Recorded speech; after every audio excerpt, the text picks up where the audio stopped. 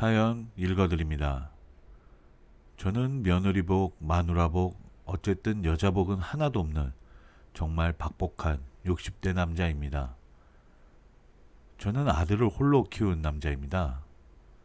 아시는 분은 아시겠지만 호랍이 혼자 아들 하나 키운다는 게 정말 쉬운 일이 아니었습니다. 행여나 아들이 눈칫밥이라도 먹을까봐 동네 사람들에게 극진하게 잘했고, 행여나 애미 없는 놈이라고 손가락질 받을까봐 인성을 바르게 교육시키려고 제 모든 시간을 투자했습니다. 다행히 그런 노력을 아들도 알아서인지 대학과 군대를 다녀오고 나서 현재는 나름 유명 회사에서 다니는 멋진 남자가 되었습니다. 저도 정년 퇴직 후 지금은 개인 택시기사로 열심히 살고 있고요.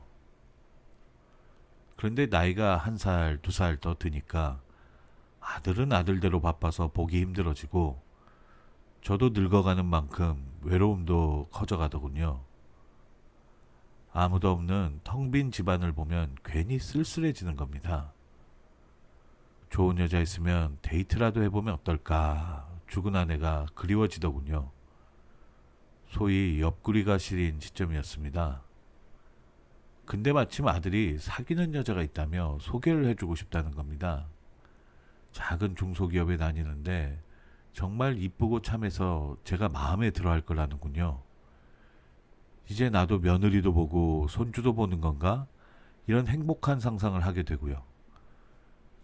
그래서 며느리 될 여성에게 맛있는 것도 좀 사주라며 아들에게 용돈을 챙겨줬습니다. 근데 한편으론 좀 씁쓸하더군요. 늙은 나이에 주책이라고 할 수도 있겠지만 저도 여성과 데이트도 하고 싶고 연애도 좀 하고 싶다는 생각이 들었습니다. 그리고 약속한 날이 돼서 아들의 여자친구를 만나게 됐습니다. 근데 아들의 여자친구 얼굴이 어디서 많이 본 얼굴입니다. 도대체 어디서 봤을까 한참을 생각해 봤죠. 얼굴도 있고 목소리도 어디서 들어본 것 같고, 그래서 아들 여자친구에게 집이 어디냐고 물었는데 대답을 듣자마자 뭔가 딱 떠오르는 것이 있었습니다. 바로 술 따르는 아가씨인 것 같더군요. 밤에 일하는 곳이 모여있는 동네 근처에는 소위 말하는 술 따르는 여성들끼리 합숙을 하며 사는 경우가 많습니다. 근데 술 마시는 일을 하다 보니 차로 나갈 수는 없으니까 자동차 한 대를 고정으로 빌려서 정해진 시간에 출퇴근을 시켜달라는 경우가 많거든요. 근데 영업용 택시 외엔 이런 것이 불법이라서 그런 아가씨들이 간혹 믿을 만한 택시기사에게 부탁을 하는 경우가 있습니다. 기사 입장에선 정해진 시간에 정해진 장소로 태워다 주기만 하면 되고 돈도 정확히 계산해 주니까 아가씨와 기사들은 서로 윈윈하는 거래였습니다. 저도 잠깐 대타로 몇 번 그 일을 했는데 아무리 봐도 그때 본 아가씨 같은 겁니다. 왜냐면 입 옆에 있는 점도 인상 깊었고, 무엇보다 말할 때마다 약간 앵앵거리는 비음 목소리가 귀에 확실히 익었거든요. 그리고 점점 그 생각이 짙어져 가니까 아들의 여자친구가 그 아가씨들 중 한 명이란 확신이 들었습니다. 술과 웃음을 파는 아가씨가 어떻게 신분 세탁을 했는지, 그리고 왜 하필 우리 아들한테 들러붙었는지 순간 화가 나더군요. 그래서 둘이 어떻게 만났냐고 물었더니 여자친구 말이 소개팅으로 만났다는 겁니다. 그래서 소개는 누가 시켜줬냐고 했더니 아들이 순간 멈칫 하더군요. 뭔가 낌새가 이상했습니다. 계속 추궁하니까 아들 말이 사실은 나이트에서 부킹으로 만났어요 라고 이실직고를 하더군요. 역시나 그럼 그렇지 라는 생각이 들었습니다. 그래도 혹시나 제가 잘못 본 걸 수도 있으니까 이번엔 아가씨는 무슨 일을 하나요? 라고 물었습니다. 그러자 무슨 테크놀로지 기업이고 4차 산업혁명이 어쩌고 하는데 알아들을 수 없는 영어와 전문 언어를 남발하더군요. 속으로 이것이 나를 속이려고 일부러 영어를 잔뜩 쓰는구나 라는 생각이 들어서 괘씸하더라고요. 술집에서 일하다 보면 이런저런 손님도 받을 거고, 그러다 보면 귀동냥으로 들은 전문적인 이야기가 많거든요.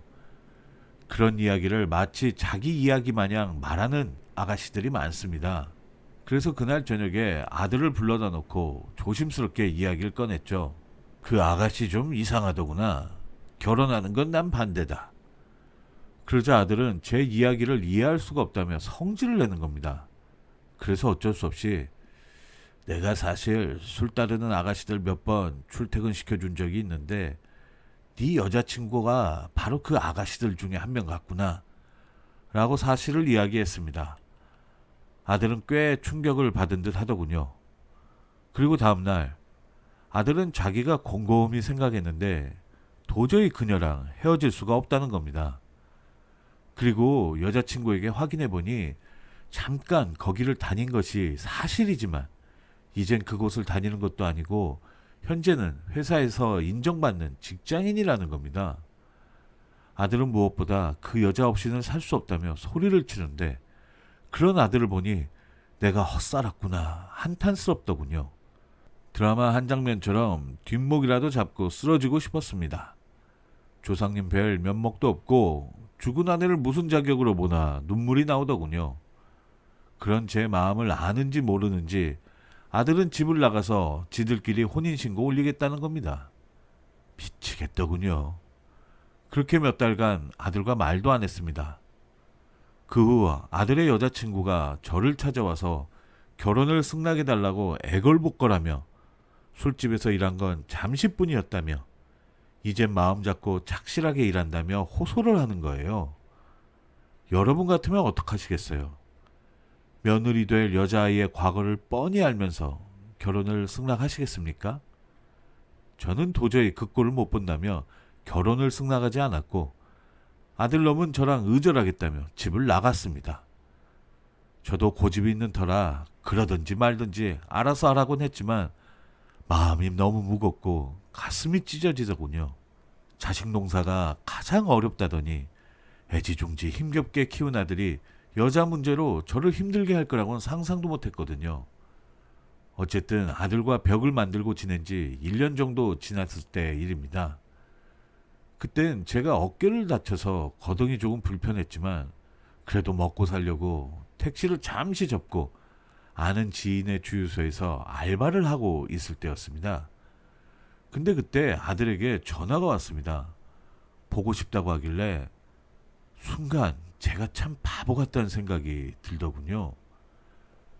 자식 인생은 자식에게 맡겨야 하는데 뭘 잘났다고 결혼을 반대해서 1년 가까이 안 보고 살았을까, 이런 후회가 밀려든 겁니다. 만나려면 이렇게 쉽게 만날 수 있는데 왜 고집을 피웠을까 후회도 됐고요. 그래서 당장 아들을 만나러 갔죠. 그런데 거기서 너무 놀라운 모습을 본 거예요. 아들이 세상에나 웬 갓난아이를 안고 왔더군요.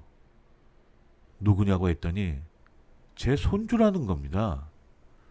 아들은 그 사이에 그 술집 아가씨랑 혼인신고도 했고 이젠 아이까지 낳았다는 겁니다.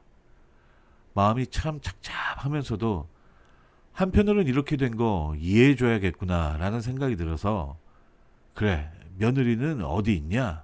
라고 물으니까 아들놈이 울먹이며 아이 낳다가 먼저 하늘로 떠났어요. 이러는 겁니다. 순간 머리가 멈추고 뭔가 말 못할 울컥함이 솟아오르더군요. 어쩌면 며느리는 시아버지의 따뜻한 말 한마디 듣지도 못한 채 하늘로 떠난 셈이잖아요. 제가 그냥 모른 채 받아줬더라면, 그냥 이해해줬더라면 그래도 따뜻한 밥 한 끼 나눌 수 있었을 텐데 이런 아쉬움과 죄스러움이 밀려왔습니다. 뭐라 말을 할 수도 없고 그냥 아들을 꼭 안아줬습니다. 그리고 또 시간이 흘러서 요즘은 아들과 저 그리고 갓난아이인 손주까지 셋이서 다정하게 살고 있습니다. 아무래도 여자가 없는 집이다 보니 좀 너저분하고 지저분해 보여도 나름 그럭저럭 행복하게 살고 있습니다. 언젠가 우리 집에도 여성의 향기가 생기겠죠. 제가 아무리 박복한 남자이지만 여성 복만은 꼭 그래서 갖고 싶습니다. 그래야 저도, 그리고 아들도, 그리고 손주도 조금은 여성의 복을 좀 받지 않을까요? 그때까지 우리 삼부자가 열심히 서로를 기대며 살아보려고 합니다. 많이 응원해 주세요. 저의 긴 글을 읽어주셔서 감사합니다.